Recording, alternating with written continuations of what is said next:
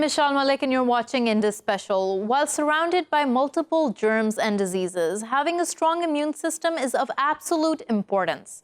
But how can a person develop strong immunity? And how can we tell if our bodies are not able to fight off diseases like they should?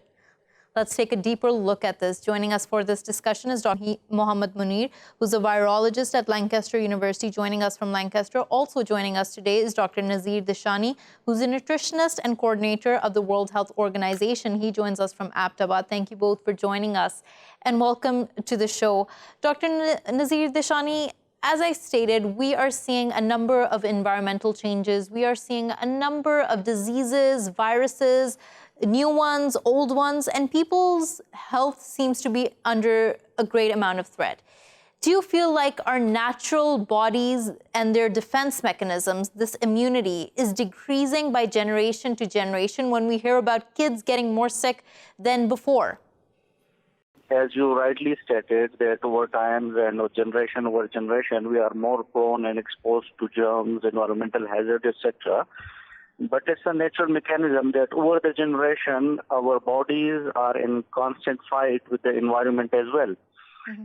And if we want to answer this question, we had to take multiple things in amount, especially about this ecology, the ecosystem we are living, the food we are consuming, and the stress, and everything, the health practices we and especially our parents and the generation earlier were exposed to.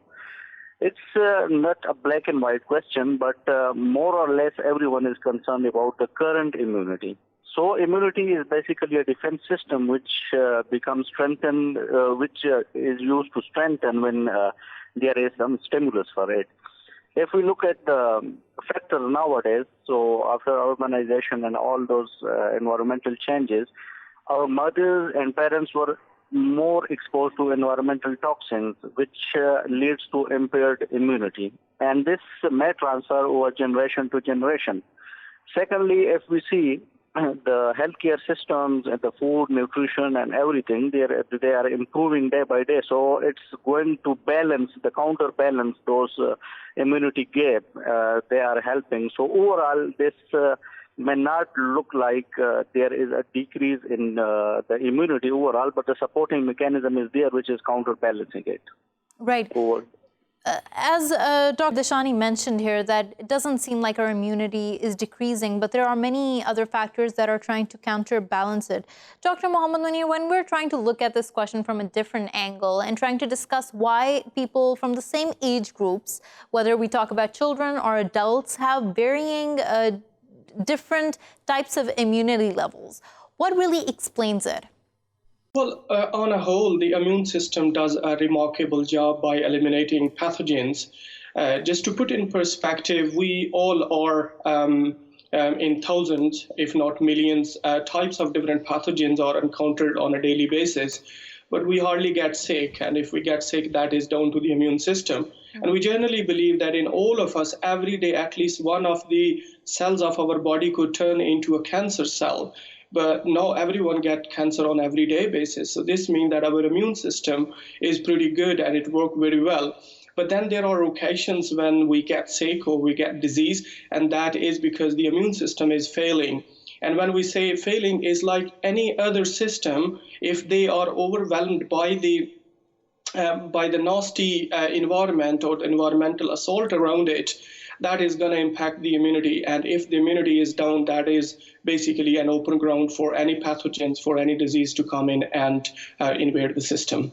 Right. And how does a person identify when their immunity is weak? As you said, we deal with a number of pathogens. We don't get sick every day. But how can a person tell that they have a weaker immunity than someone else?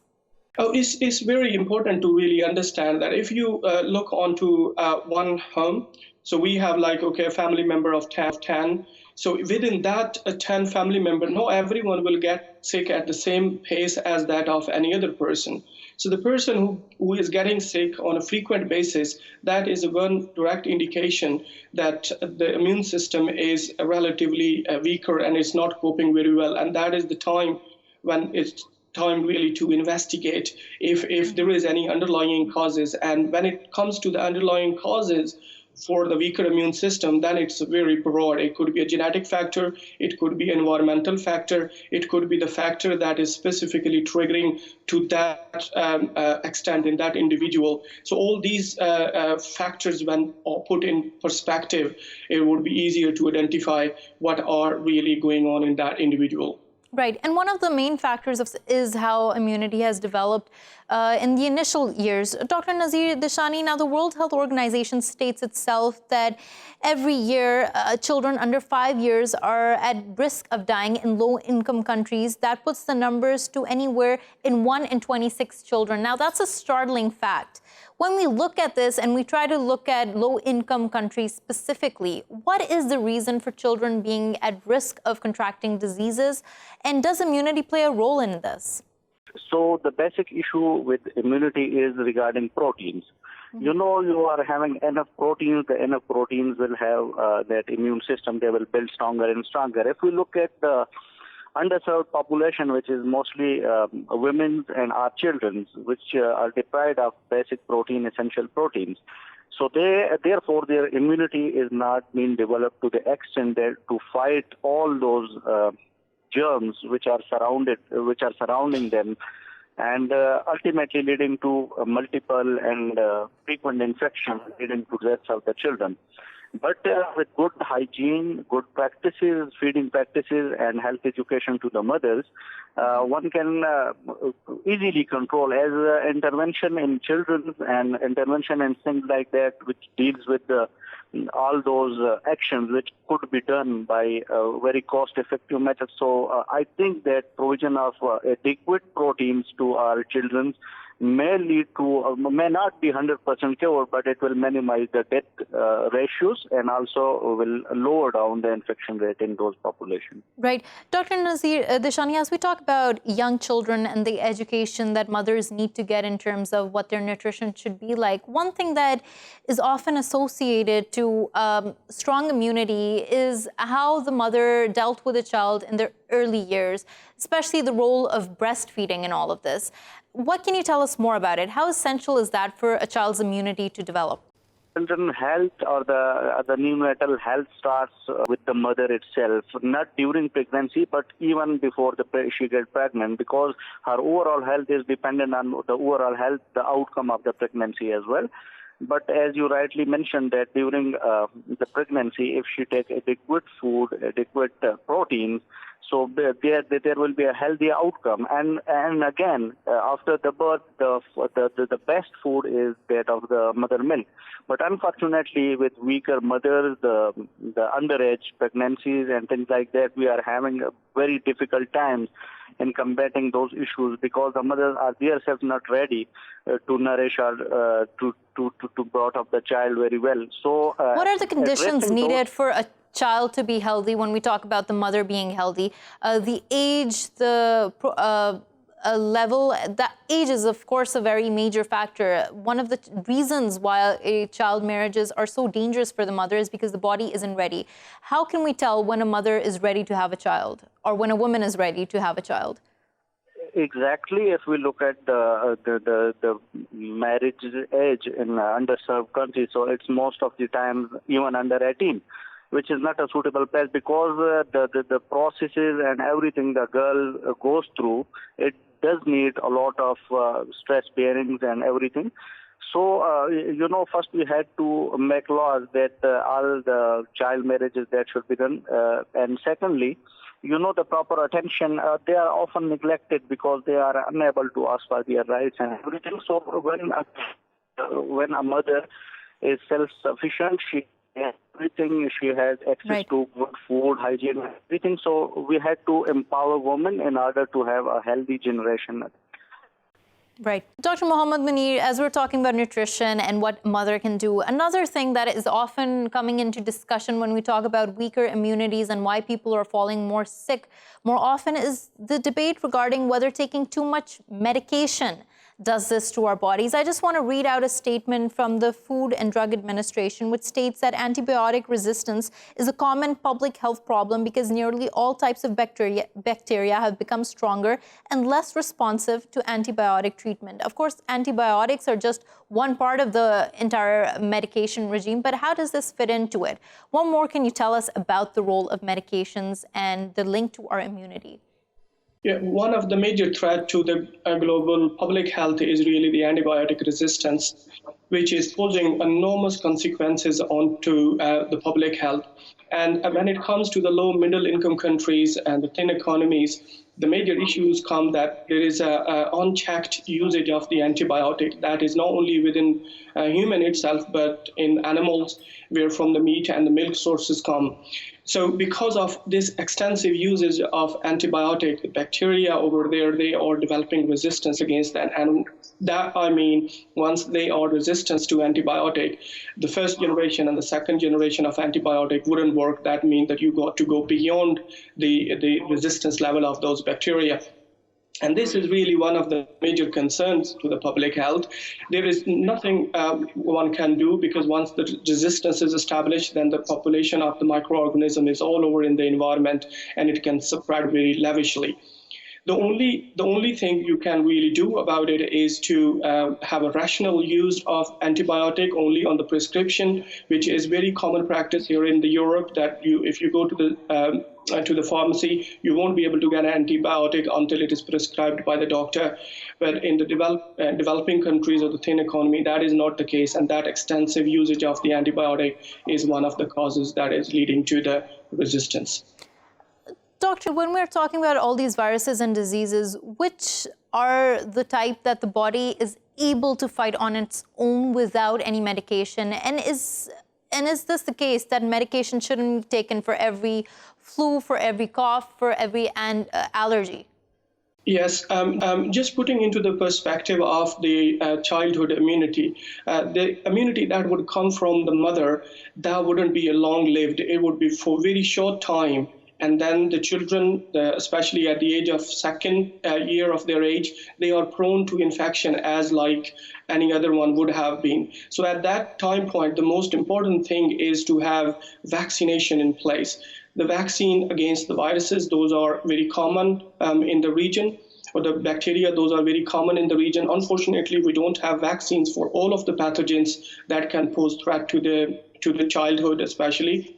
And as they are more exposed to more environment and the microorganisms, they would acquire natural resistance against those pathogens. So over the time, the resistance would be trained, would be a little more tamed. However, the threat would always remain because the pathogens are getting resistance against the immunity in the childhood. Right. But when we're talking about mankind evolving, and I know we talked about this earlier, but we're seeing a number of diseases come up. Has our ability to fight them increased or decreased to match the number of diseases that have come? I'm talking purely from an evolutionary point of view. Precisely. I think one of the factors that we are really considering is that there are a lot of diseases nowadays compared to, for example, if we talk a century before. I think that is really down to our capabilities to diagnose the diseases and to have infrastructure enough to identify what are really the problems. That is sort of enlarging the list of the pathogens or the list of the diseases that we have. When it comes to the communicable diseases, the infectious diseases, there are a lot of things that we can do. We can definitely control them by different means, by containing them, by quarantining them, by applying control measures. But when it comes to non-communicable diseases such as anxiety, depression, obesity, diabetes, then we have a very limited, we could really control against these diseases. So when we talk about the burden of the diseases increasing or decreasing, I think there's some multifactorial things. With the more advancement in the diagnosis, we are having an exhaustive list, but at the same time, at this moment, we have a lot more control on those infections than what we had before. Right. Dr. Nazir Deshani, now there's a lot of discussion and debate amongst parents, and there seems to be two sides. One is how you should expose children to germs and bacteria. One side, of course, believes that you should try to keep children as safe as possible. That will help them fight off diseases. The other one believes that intermingling, or at least allowing kids to play with dirt, this is a way to boost immunity and build it up. Where do you fall on? Which side of this debate do you fall on? No, because in the presence of a lot of vaccines, which is almost for a lot of infectious diseases, so a deliberate exposure of children is not that much good, because we are risking, we can't take chances on human and especially the children, because they are unable to explain to us that what's going on there. Yes, you can say that immunity is a sort of thing that if you are exposed to something, so you are having those memory cells which can fight better. But in the presence of vaccines and all those prebiotics and prebiotics which are available right now in the world and market, so it's just useless to expose our children to something which are not having those good results at the end. Maybe they are exposed to some of those pathogens for which there will be we are having issues to take care of. Right. So unnecessary exposure to pathogens is not a good idea in this case. Stay with me, Dr. Deshani. Also joining us is Professor Peter Newman, who's a climate scientist, joining us from climate scientist at the Curtin University. He joins us from Perth. Thank you so much, Professor Newman, for taking out the time and talking to us. Earlier on in the show, before you joined us, we talked about how the environment is changing and how that impacts our health. Give us the full scale of this. How is climate change and the environment increasing health costs? There's no doubt that the climate change with the increase in temperatures is causing other health problems than we had. So for a start, with these viruses that are coming out of jungles, if you like, coming out of wild places like AIDS did and SARS and now the coronavirus, they're coming out with jungle food that is wild, and that is because these wild ecological places have their own ecosystems, which also are changing, just as our cities are changing with extra pressures on them because of the increased temperature and increased water or decreased water. There's all kinds of changes happening with the climate. And as they're setting in, the ecology is changing. So some of these new viruses are coming out, and we should be banning heavily regulating the eating of bats and snakes and so on that are not farmed. Farmed food is going to be okay, it'll be controllable, but not this jungle stuff. So that's where new sets of regulations are required to help us through that period.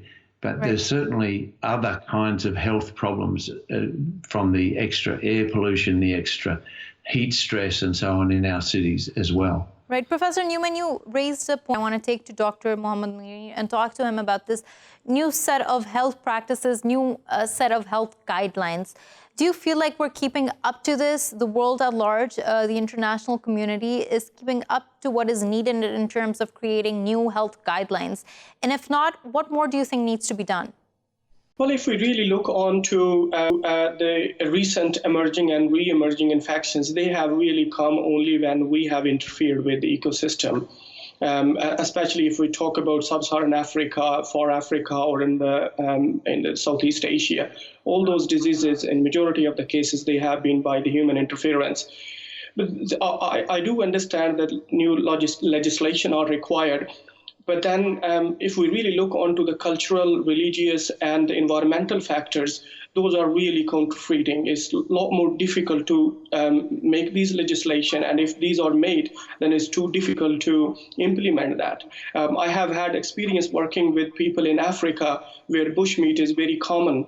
And even if they do understand through media, by the number of diseases that those have emerged in Africa, with the example of Ebola, for instance, Yet the bushmeat is pretty common and everyone is willing to do so. So legislation on one side, but implementation on the other side is another challenge. Right, and since Dr. Nazir Deshani is, of course, working with the World Health Organization, it would be befitting to ask him, Dr. Deshani, how does the World Health Organization maneuver and work in trying to create guidelines, which, of course, set a precedence for the entire world, help the international community come on one page, but also take into mind cultural sensitivities and how to work with those? First of all, as Dr. Munir rightly said, that there are laws, but there are issues in implementation. Because a law which is meant to be implemented over the globe may not represent certain areas or geographical areas which may not cover it or which may be sensitive to them. So the World Health Organization is now revising all the laws based on the geographic location, because the laws which may be applicable at states may not be applicable at the sub-Saharan regions or the Asian regions. But how does that happen then? If those are not applicable in one region or in one geographical place, how do you bring everybody on board? Exactly. They are now segregating all those regions and they are developing a different set of indicators, different laws which are flexible to the locality and geography. So they are going down now from the globe to those regions and country-wise. So they are having an enormous job they are doing with the local health authorities and all those things to revise all those laws which were previously meant to be applicable over the globe, but they are now amending it for the countries and regions likewise. Right. Thank you so much, Dr. Deshani, for joining us from Ahmedabad and giving us your insight. Dr. Mohammed Munir for joining us from Lancaster. We're going to go for a short break, but when we return, we will talk about how different geographical locations deal with these issues and how different geographical locations impact our health. Stay with us.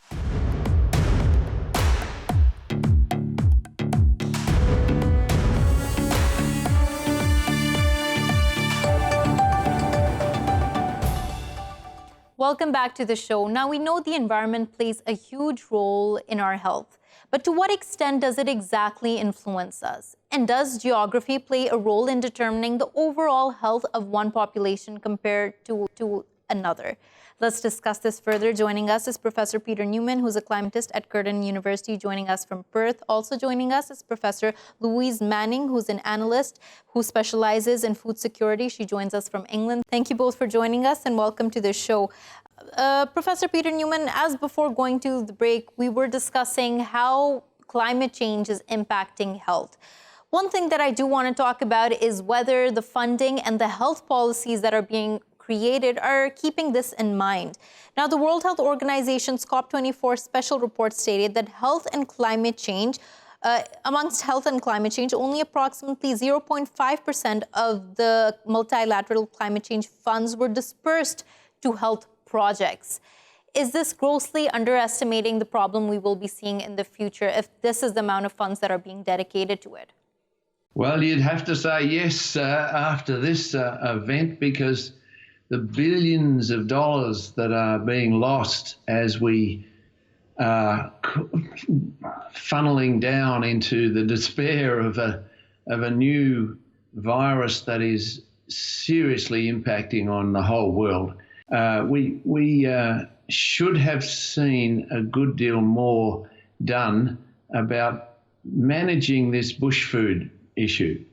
The whole point is to see that the ecosystems around our cities, they have their own life there that is changing as well as in our cities and farming regions. We're adapting them. We're putting a lot of work and money and science into our cities and regions, but into those wilder areas where the bush foods come from, we do need to do significantly more work. Of course, Indigenous cultures have lived with them for centuries and thousands of years, in the case in Australia, where they're now rediscovering a lot of these bush foods. But they can be farmed. They can be put into a production system that we have some control over, rather than just pulling them out like the bats and snakes that have given rise to the coronavirus. It's not good enough. We need better control, better understanding, better science. Right. Professor Newman, this is a great question to ask Professor Louise Manning as well about, because she deals with food security. Professor Louise Manning, you heard what Professor Newman talked about here, controlling wild animals, trying to understand them better, trying to understand how they can be brought into different discussions and different types of scenarios better. Why do you think we're failing at that so far? I think it's always been recognized that if we're eating wild animals, that there is a distinct risk to humans from eating wild animals. There's a number of harmful organisms, what we would call zoonoses, that can travel from wild animals to humans.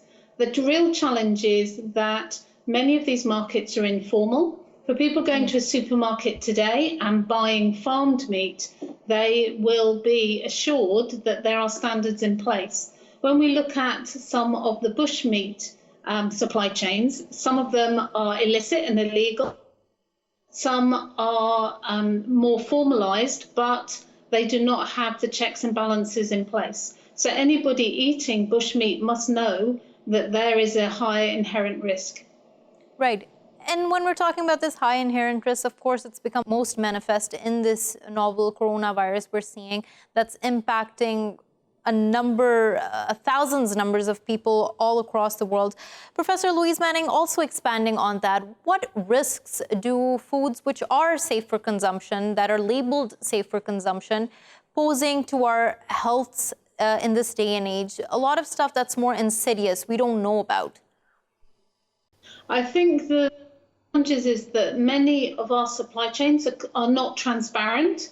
So for people living in cities, they're not always clear where the food has come from, what standards are in place. And while there's a lot of work that's going on around the world, as supply chain or indeed counterfeit pesticides. So it's something that we have to be aware of. Right. And pesticides is one of the more controversial topics in all of this. Professor Peter Newman, how does the use of these pesticides, the use of these chemicals, not just impact our food chains, but also our health and the environment? Take us through the science of that. Well, there are chemicals that were not part of the natural ecosystems. The chlorinated hydrocarbons were discovered in the 60s to be crossing placental membranes, crossing in and getting into our fatty tissues and being stored there and causing all kinds of disease. As a result, we've banned them. We keep finding other kinds of chemicals because the world is drenched with all kinds of new pharmaceuticals and foods that are artificially created with all kinds of ingredients that are newly found, and they are found to help in the production system in some way, but we haven't fully tested them in their long-term impact, especially how they get into the ecosystems. So plastics is the latest. We now know there are microparticles from plastics, even nanoparticles that cross over the membranes and go into fish, into insects, into every kind of mammal, and into us. And they are now being found to be related to various kinds of disease. So we don't learn that fast, do we, when we've got these very artificial kind of chemicals that are being made. But we do eventually, and we catch up and we get on with the science and we change the policies and the regulations and we get somewhere about making a healthier world. But we do have to learn from every new experience, and this Professor one Peter is Newman, sorry to interject here, but research, of course, plays a very essential role in all of this, and the funding that goes into this research. What is the hindrances in putting out objective research in this day and age when there are so many other corporate interests at play, especially when we're talking about stuff like pesticides and GMOs and food that is more processed, how that impacts the environment? Well, this is why it takes so long, because we're talking about decades before you can really get big changes set in, because people have invested in processes that have been based around chlorinated hydrocarbons or around fluorochlorohydrocarbons that up in the atmosphere causing the ozone hole, or just simple fossil fuels. All of these things, they get invested and then they want to keep them until they've made their money. That's a natural thing to do. But when we discover that there's a serious health problem associated with it, or an environmental issue that's causing climate change, we have to accelerate that phase out. And that requires governments to do the research and then translate that into regulations. And right now, we've got a new set of regulations we're going to have to work out about the coronavirus. Right. Professor Louise Manning mentioned earlier, and that's something I do want to go back to, is the transparency of our supply chains when it comes to food. Now, as you mentioned, there needs to be a greater transparency. Different organizations, institutions need to be involved in doing that. But in the future, when we see a greater number of demand for foods coming out of different places, especially because of the population growth, do you think that this is something that will be possible to do, greater transparency? I think if consumers demand transparency, then many of the multinational corporations will have to deliver. So it's in some ways it's down to consumers to say what they want to know about their food. It becomes increasingly more difficult when we have megacities, because people become more detached from how their food is produced over time. So we're seeing long supply chains, we're seeing food being moved all across the world, and that is a greater risk in how quickly a foodborne illness could move, especially as we're seeing with the coronavirus, where once you have a foodborne illness or a virus that can move from animals to people, if it can then be passed from person to person, that accelerates. So there are a whole range of issues around the world. Bacteria that are developing antibiotic resistance, for example, right, that we think about when we think about these supply chains. Right. Talking about these supply chains, I want to get to the point about how different supply chains in different regions impact people. But before that, we're going to talk to Dr. Ayesha Khan, who's a clinical nutritionist, joining us here from Lahore. Thank you so much, Dr. Khan, for joining us, and welcome to the show. Always a pleasure to talk to you. We've been talking about immunity and how it can be boosted, how people with weak immunities can recognize that they have weak immunities. But in all of this, what role does diet play, and what type of a diet is needed for a strong immune system? This is like need of the hour globally to discuss on such issues. So when we talk about immunity, a healthy immunity actually would mean, or a healthy person would actually mean, to provide the enough amount of the antibodies like chemicals in their own bodies, which can actually combine with the antigens on the pathogens which attack the person's health and to combat. Now, the question arises how to have those chemical sorts of the things inside your body which can actually help you to combat the infection. So the answer is, being clinical nutritionist, I will totally advocate the usage of the balanced diet, which should also have the macronutrients as well as the micronutrients. So among the micronutrients, the much talked about things these days would be antioxidants like vitamin C, vitamin E, and vitamin A, which help the body to prevent the formation of the free radicals inside the body. And as a result, they help to combat the infection. Like, think of a person who has malnutrition already. Right. He would be or she would be more vulnerable to the attacks of such infections. So there is a synergistic response between the infections and the malnutrition, which is already prevalent inside the body of that particular person. Right. Dr. Ayesha Khan, which vitamins, which deficiencies do you feel are the most prominent when we talk about this leading to weak immune systems, especially when we look at our region and even across the globe? Need to cater to such such a huge population on the planet Earth. So while catering to such huge population, the food system is getting broken up.